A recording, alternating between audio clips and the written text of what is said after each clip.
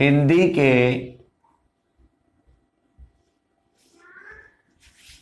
जिस वाक्य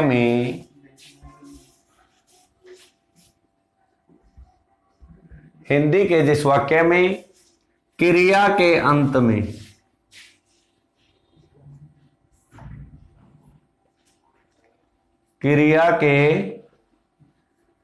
अंत में चुका था,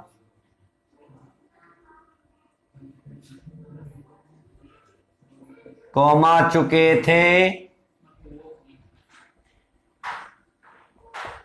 कौमा चुकी थी,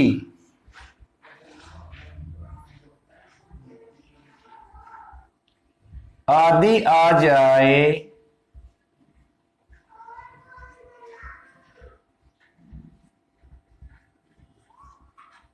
तो वह वाक्य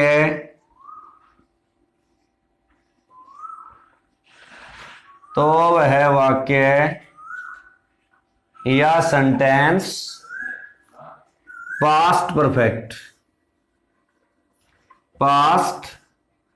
परफेक्ट टेंस का होता है।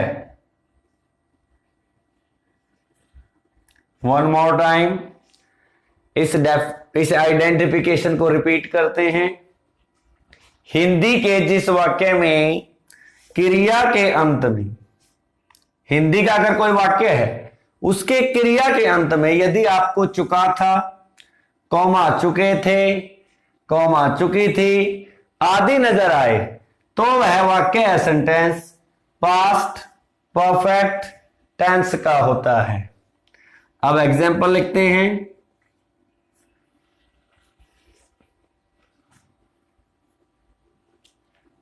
राम अपना पाठ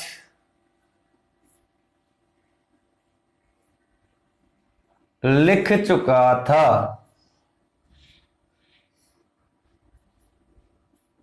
राम अपना पाठ लिख चुका था।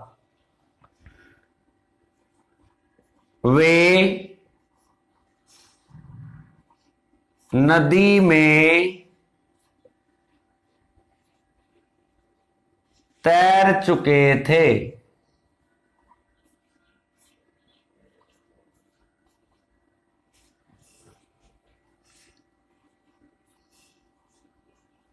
सीता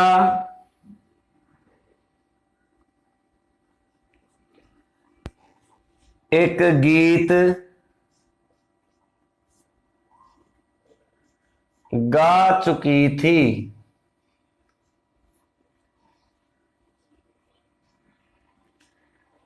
तो अकॉर्डिंग टू आइडेंटिफिकेशन हिंदी का वाक्य है, यहां पे लिखना हमारा क्रिया है, अंत में चुका था आ गया इसलिए past perfect tense. Next sentence में वे नदी में तैर चुके थे, तैरना हमारा वर्ब है और अंत में हमारा चुके थे आया है इसलिए पास्ट परफेक्ट टेंस। सीता एक गीत गा चुकी थी, यहां पे गाना एक वर्ब है और अंत में हमारा चुकी थी आ गया है इसलिए पास्ट परफेक्ट टेंस। अब बात आती है हेल्पिंग वर्ब की। Helping verb past perfect tense की जो हेल्पिंग वर्ब होती है वो हैड होती है। सभी के साथ आपने हैड हेल्पिंग वर्ब, चाहे सिंगुलर है आपका सब्जेक्ट चाहे आपका सब्जेक्ट प्लूरल है, हैड का ही प्रयोग करना है। मेन वर्ब की जो मुख्य क्रिया होती है मेन वर्ब, उसकी third form of the verb की थर्ड फॉर्म का हमने इसमें प्रयोग करना है। जैसे यहां पे लिखना को हम क्या कहते हैं राइट की थर्ड फॉर्म क्या होती है रिटर्न, तो इसमें आपने रिटर्न का प्रयोग करना है third form of the verb.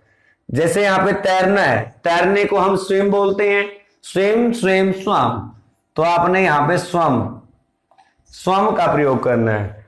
Sita एक गीत गा चुकी थी, यहां पे गाने को सिंग बोला जाता है, सिंग की थर्ड फॉर्म सिंग सेंग संग, तो आपने यहां पे sung form of the verb third form of the verb will be use in past perfect tense.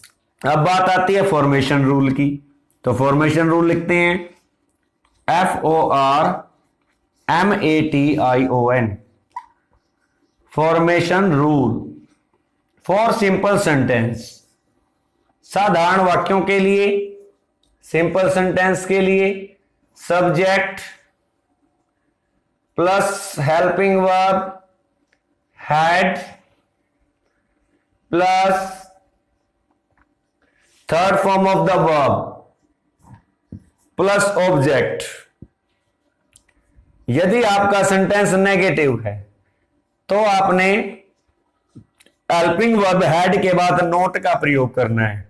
Subject plus helping verb had plus not plus third form of the verb plus object. Interrogative sentence के लिए, for interrogative sentence प्रश्नवाचक वाक्यों के लिए helping verb जो had होती है वो स्टार्टिंग में आपने लगानी है।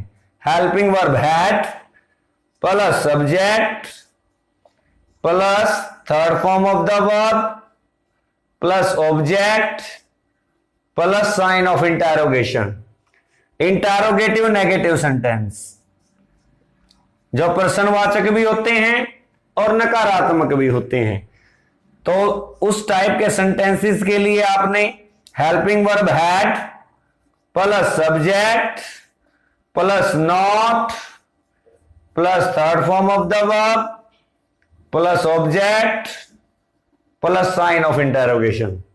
तो इस प्रकार से इन फॉर्मेशन रूल्स का फॉलो करके हम किसी भी हिंदी सेंटेंस को इंग्लिश में कन्वर्ट कर सकते हैं। How to convert Hindi sentence into English. तो सबसे पहले आप देखें सिंपल सेंटेंस के लिए, राम अपना पाठ लिख चुका था, ये हमारा सिंपल सेंटेंस है। सिंपल सेंटेंस के लिए सिंपल सेंटेंस का फॉर्मेशन रूल देखें। सबसे पहली पोजीशन आपकी सब्जेक्ट की होती है। तो हिंदी का जो सेंटेंस उसमें आपका सब्जेक्ट हम कर्ता को बोलते हैं, कार्य के करने वाले को। तो यहां पे जो हमारा राम है वो सब्जेक्ट है। उसके बाद नंबर आता है हेल्पिंग वर्ब। राम के साथ आपने हेल्पिंग वर्ब हैड का प्रयोग करना है। फिर आता है नंबर आपका वर्ब क्रिया। यहां पे वर्ब लिखना है। लिखना को हम राइट बोलते हैं। राइट की थर्ड फॉर्म रिटन होती है। तो फिर आपने हेल्पिंग वर्ब रिटन लगाना है। ऑब्जेक्ट अपना पाठ, क्या लिखा है उसने? अपना पाठ। अपने के लिए हिज और पाठ के लिए लेसन। तो इस प्रकार से आपने इसको कन्वर्ट करना है। तो Ram had written, Ram had written his lesson,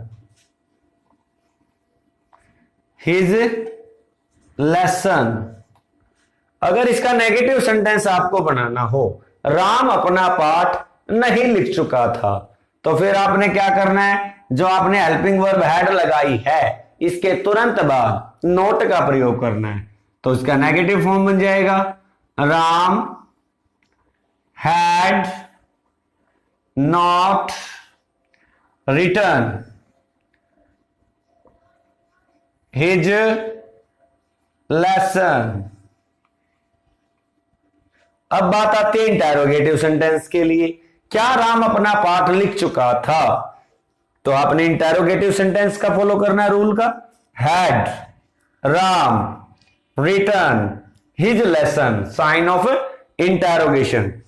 interrogative negative sentence यदि आप लिखें क्या राम अपना पाठ नहीं लिख चुका था, तो फिर आपने इस रूल का फॉलो करना है। Had Ram not return his lesson. इस प्रकार से आप एक सिंपल सेंटेंस से 4 टाइप के सेंटेंस आप बना सकते हैं। या फिर देखें, जैसे आपने सिंपल सेंटेंस को ट्रांसलेट किया तो इसकी जो हेल्पिंग वर्ब है यदि आप सब्जेक्ट से पहले लेकर आते हैं तो वो इसका इंटरोगेटिव टाइप हो जाएगा। Had Ram return his lesson, sign of interrogation. यदि हम नेगेटिव सेंटेंस के हेड को सब्जेक्ट से पहले लेकर आते हैं तो हमारा fourth type interrogative negative sentence बन जाता है। हैड राम, आगे से had Ram not return his lesson, sign of interrogation. Next जो एग्जाम्पल है वो आपने क्या लिखा है, वे नदी में तैर चुके थे। अब इसको हम सिंपल वे से, जो सिंपल सेंटेंस का फॉलो करना है रूल का, उसके अकॉर्डिंग बनाएं। सब्जेक्ट हमारा वे को इंग्लिश में दे बोलते हैं। दे के साथ आपने हेल्पिंग वर्ब हैड लगानी है। यहां पे आपकी वर्ब तैरना, तैरना को हम स्विम बोलते हैं। स्विम की थर्ड फॉर्म आपकी स्वम होती है, स्विम स्विम स्वम।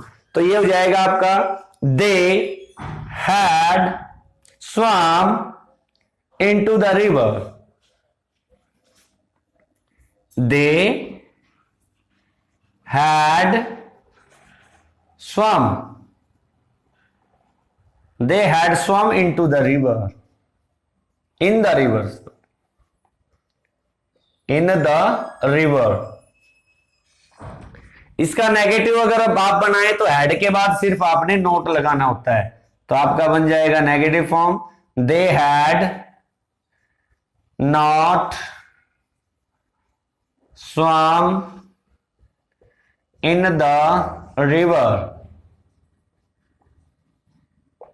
अगर आपने इसका इंटेरोगेटिव बनाना है तो हैड को सिंपल सेंटेंस में जो आपने हेल्पिंग वर्ब लगाई है उसको आप सब्जेक्ट से पहले ले जाएं तो आपका इंटेरोगेटिव बन जाएगा। फर्स्ट लेटर कैपिटल होता है इसलिए एच बड़ा कर लें। Had they swum in the river, sign of interrogation. Next जो टाइप है इंटेरोगेटिव नेगेटिव, क्या वे नदी में नहीं तैर चुके थे। जो आपने नेगेटिव फॉर्म बनाया था उसकी हेल्पिंग वर्ब को यदि आप सब्जेक्ट से पहले रख देंगे तो आपका इंटेरोगेटिव नेगेटिव सेंटेंस भी बन जाएगा। हैड दे नॉट स्वम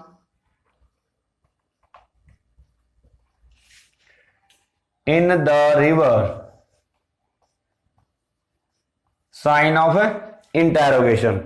इसी वजह से नेक्स्ट टाइप, नेक्स्ट सेंटेंस जो है, सीता एक गीत गा चुकी थी। तो सीता आपका सब्जेक्ट है, तो सीता हैड, सिंग की थर्ड फॉर्म संग होती है, तो सीता हैड संग, क्या गा चुकी थी, एक गीत, अ song. Sita had sung a song, Sita had not sung a song, had Sita sung a song, sign of interrogation. क्या सीता एक गीत नहीं गा चुकी थी, had Sita not sung a song, sign of interrogation. तो इस प्रकार से आप कुछ और एग्जाम्पल लिखकर उनको बनाकर अपनी प्रैक्टिस कर सकते हैं। इस प्रकार से आज आपने पास्ट परफेक्ट टेंस को सीख लिया है। अगर कोई समस्या है आपकी, कोई प्रॉब्लम है, कोई क्वेरी है, तो आप कमेंट बॉक्स में कमेंट लिखकर पूछ सकते हैं, अपने डाउट्स क्लियर कर सकते हैं। Thank you.